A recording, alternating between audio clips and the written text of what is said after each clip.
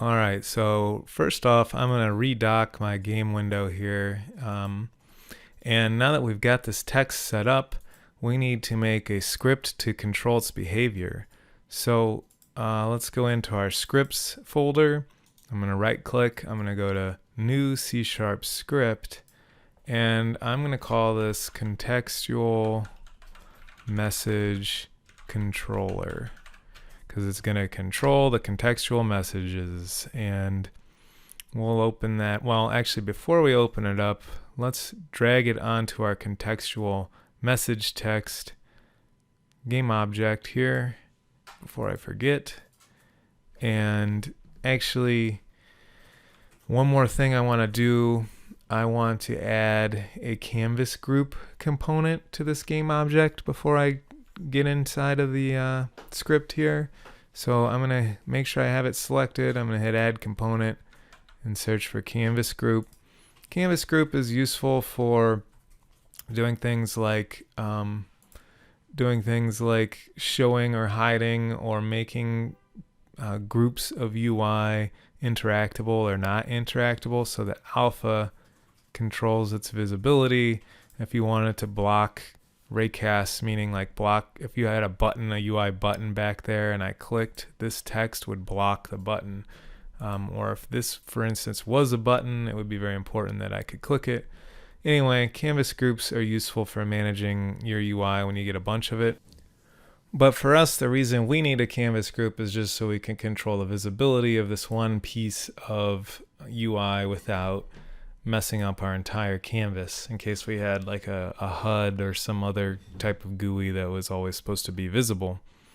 All right, so now that I have that, we can dig into our contextual message controller script. Go ahead and delete start and update. And what I need to do is create some fields for components that I need to use. So one, I know that I need this canvas group that I just made. So we'll just call it canvas group with the lowercase c.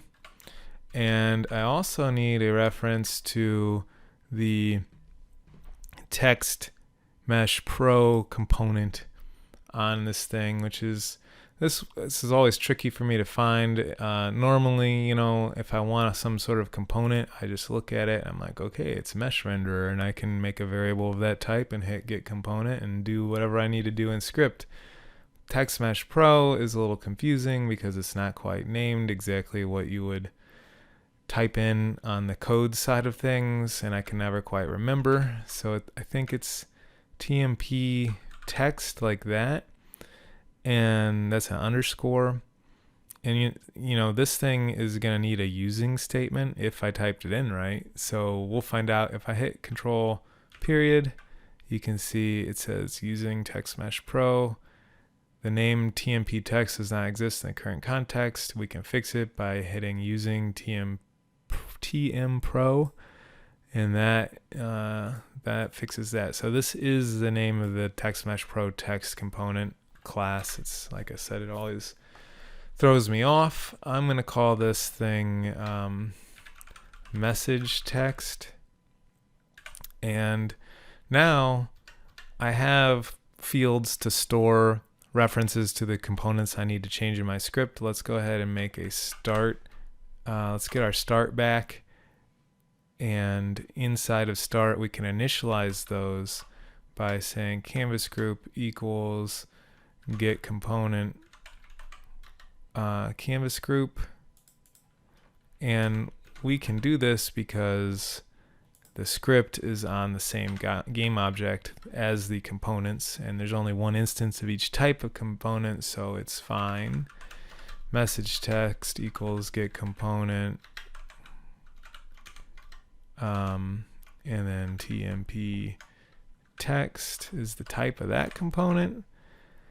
And what we want to do right off the bat, after we've initialized these things, we don't want the help message to be visible when the game starts. It should start hidden. So in order to do that, we need to set the canvas group.alpha equal to 0.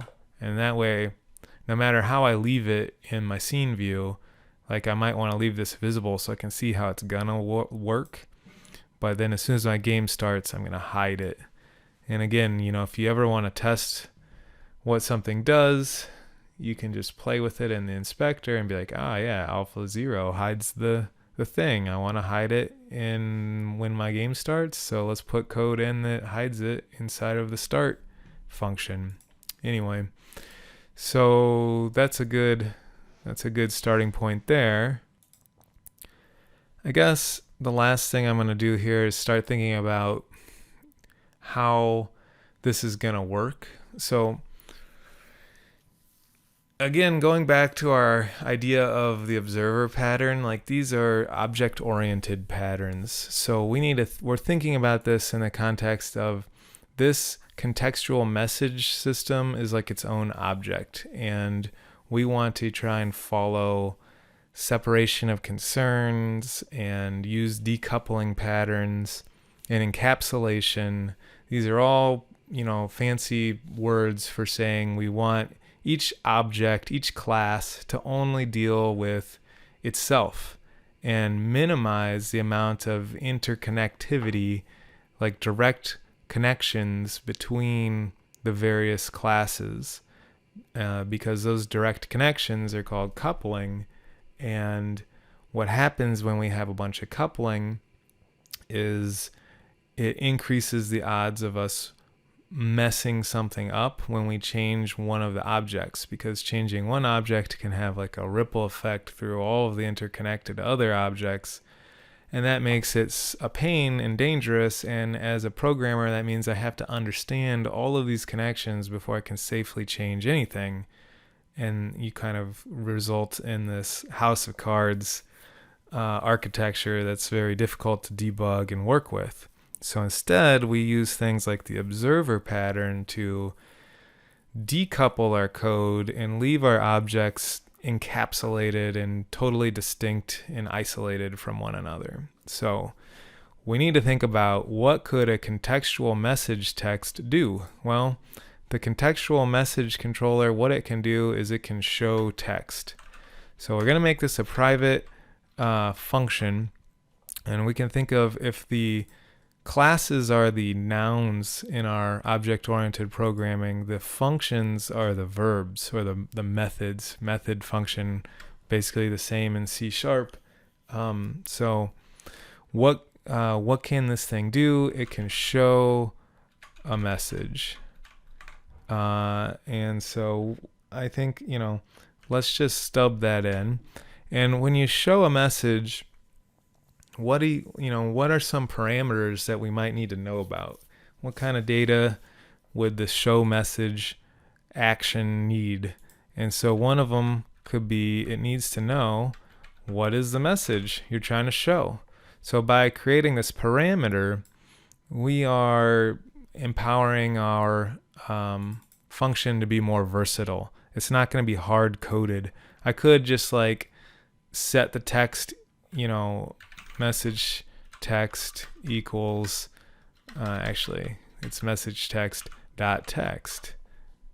We could just set that equal to hard coded, and the problem is then our message could only show this, and I'd have to make a new class for every single contextual message, which is not great.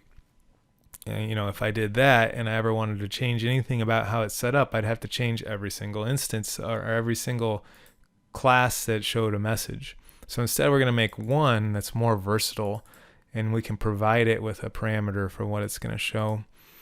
The other thing, I'm going to kind of over-design this a little. I don't know why. I'm going to give it a float duration.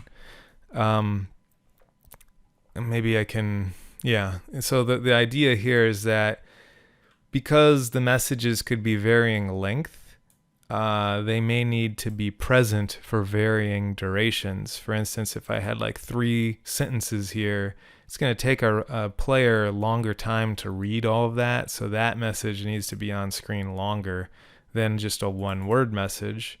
So it's within the realm of possibilities that the designer, when they set up a help message, may want different messages to be on the screen for different amounts of time. Or I could see you wanting to make it constant. That's up to you, but we're going to make ours more versatile this way. And so we're not going to hard code this thing. Instead, we're going to set the message text.text equal to whatever the message is that gets passed into this. And let's not worry about implementing duration just yet. One thing I will show you real quick. So remember, the message text object here is an instance of a TMP text component.